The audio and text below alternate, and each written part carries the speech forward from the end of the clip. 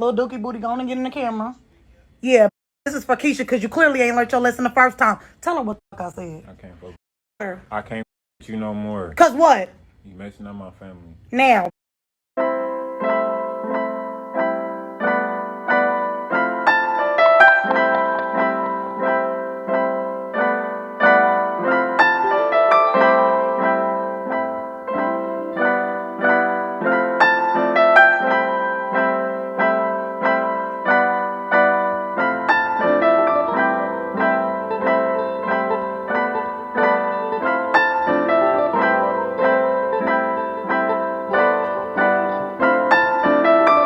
There was no warning signs, which is the hard part about it. She was just a beautiful spirit that, didn't deserve nothing.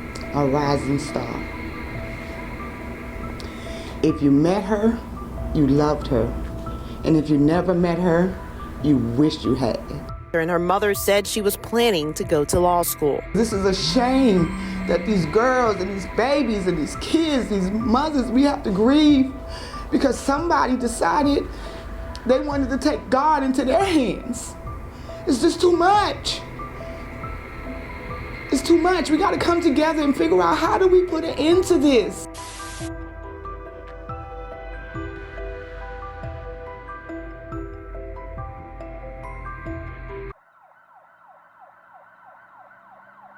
At just 25 years old, Wynter Straw was already being celebrated by her family as a rising star. She was a proud graduate of Columbia High School before furthering her education at Allen University, where she earned a Bachelor of Arts degree in Social Science in 2022. Wynter was a proud member of the Delta Sigma Theta sorority, bringing both energy and leadership to everything she did. Beyond academics, Wynter was a gifted athlete.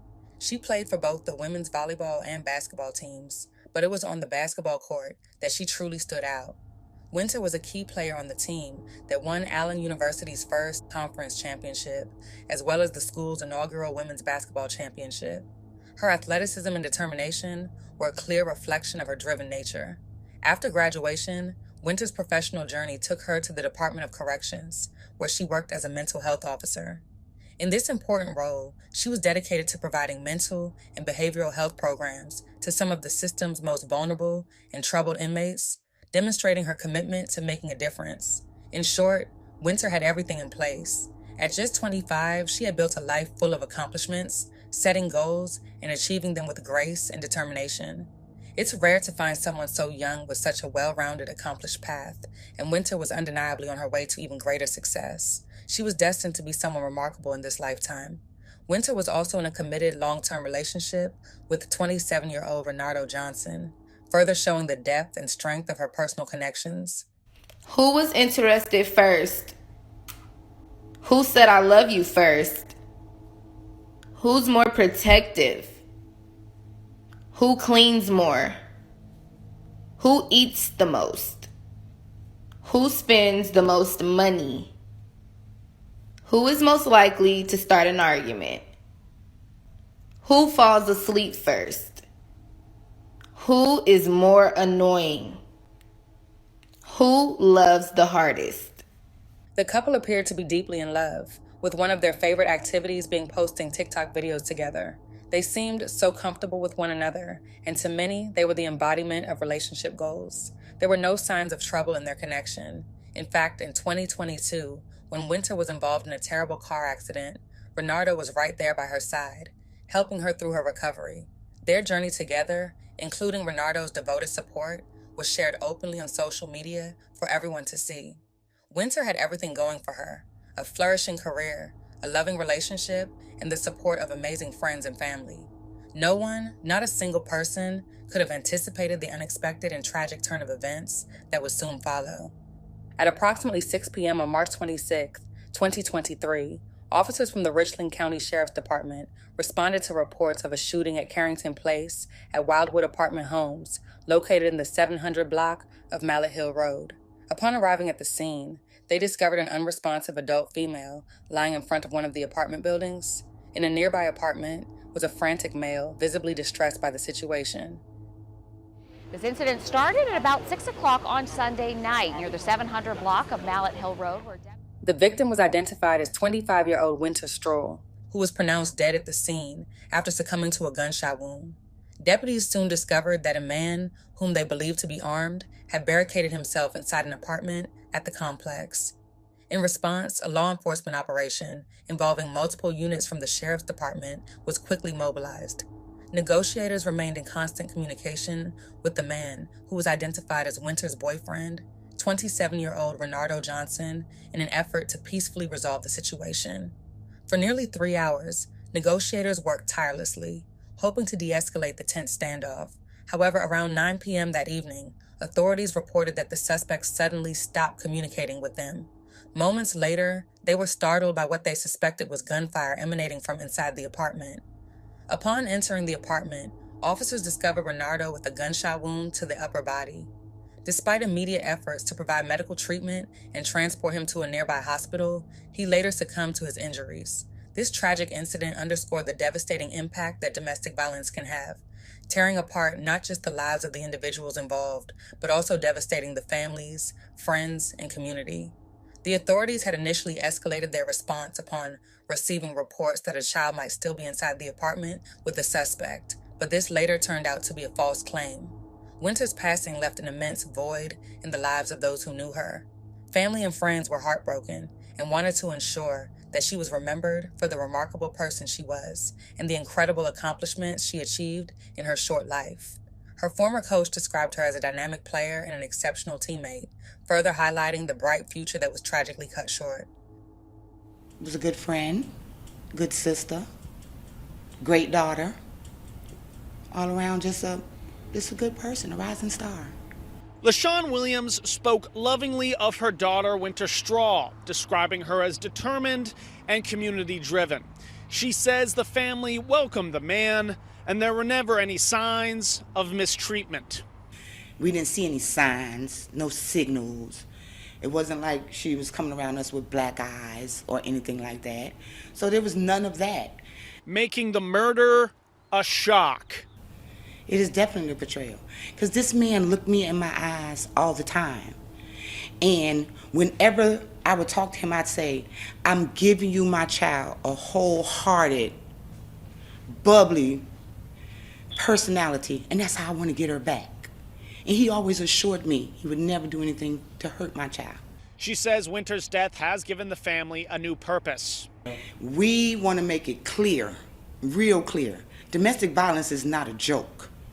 It's not something that we should take lightly. For those of you that are posting on Facebook and doing all that unnecessary stuff, I don't care what a person does to you. You don't have the right to take her life.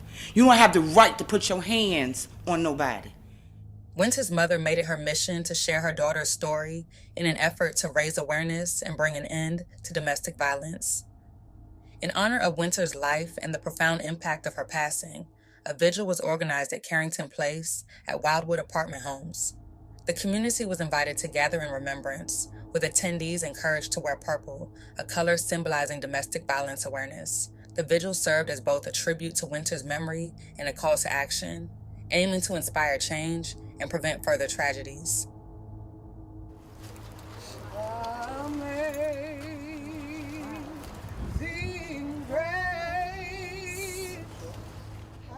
When people think of Wynter, I wouldn't think of just a sweet, innocent girl who was out here trying to make her mom proud, make her family proud, and just to do what she loved most. I'm the baby of my family, and so she was my little sister, and so it just hurt me so bad because I wish I was there for her.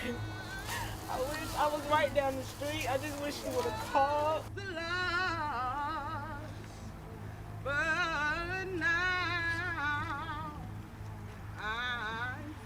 I just want everybody to keep us in your prayers. Long live Wynter. I love you, baby girl.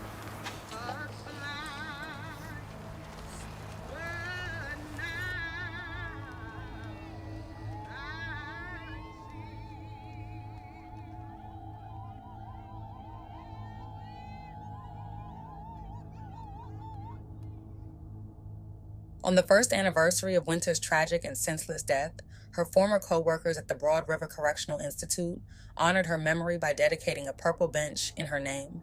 The color purple, symbolizing domestic violence awareness, was chosen as a powerful tribute to her and the cause she had come to represent. Both of Wynter's parents attended the ceremony and were deeply touched by the outpouring of support and warmth from her former colleagues. Their gratitude was evident as they expressed how much the recognition meant to them. Wynter's legacy, defined by her strength and the impact she had on those around her, will undoubtedly live on in the hearts of all who knew her. Thank you guys for this special moment. Recognizing my baby in her purple. Her whole house is literally purple. And just for making this day so special. Lamont Straw is talking about his 25-year-old daughter, Wynter. Straw can't say enough about the State Department of Corrections' move to keep his daughter's memory alive with a bench called a Seat of Hope. The love that I have for my child, I think only parents can understand. This was not a spur-of-the-moment thing. The young man, it was premeditated. He thought about his actions and he carried them out. Tuesday was the anniversary of the night Wynter was lost to another case of domestic violence in this state. Her coworkers wanted to use that day to bring light to the love she shared instead. I think that those are the things that we should be thankful for. Just thankful for the time that we had with her, and thankful for the name and the legacy that will live on forever. I'd like to speak for her in regard to just the love that she had for you guys. And so with that being said, I'm grateful. I'm eternally grateful to each and every individual that is out here today. On April 5th, 2023, 25-year-old Wynter Smith was laid to rest in Columbia, South Carolina, surrounded by her loved ones, friends, and family who gathered to honor her life. Her funeral was a heartfelt and emotional occasion, marking the end of a life full of promise and potential, but also serving as a moment for those who knew her to remember the impact she had on them. Those in attendance paid tribute to her spirit, her accomplishments, and the joy she brought to those around her. The story of Wynter Smith is a powerful reminder of the devastating impact of domestic violence and the importance of raising awareness to prevent such tragedies. It highlights the strength and resilience of individuals like Wynter, who, despite overcoming challenges, had her life tragically cut short. Her story encourages people to speak out against abuse, support victims, and work towards creating safer communities. It also emphasizes the lasting power of love, remembrance, and the collective effort to honor and preserve the legacies of those we lose too soon. Rest in peace, Wynter Smith.